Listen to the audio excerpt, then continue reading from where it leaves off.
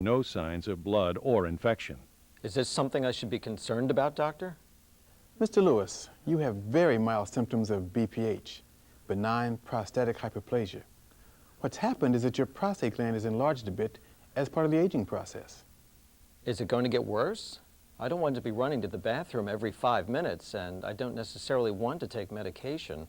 Your symptoms are minor, but they may become more severe with time. There's really no way of knowing.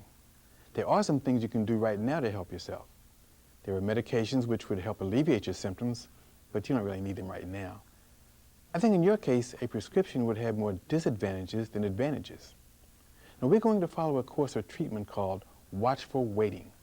With annual examinations and with the necessary diagnostic test, we'll keep a close watch on your prostate.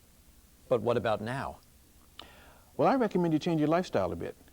Cut down on your alcohol and your coffee consumption, and try to avoid drinking any fluids after about 7 or 8 o'clock at night.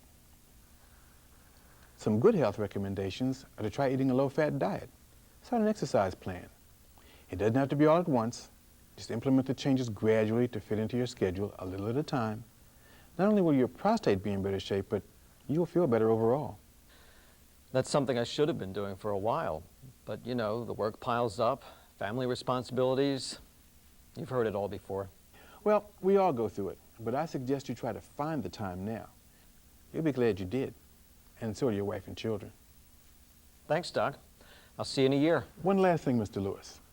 There are a lot of over-the-counter remedies for prostate conditions available.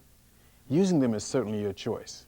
Just let me know if you decide to use one so we can note it in your file. Do you think an over-the-counter medication might keep the BPH from getting worse? I can't say for certain because none of the manufacturers of the over-the-counter medications have done definitive studies that prove their claims.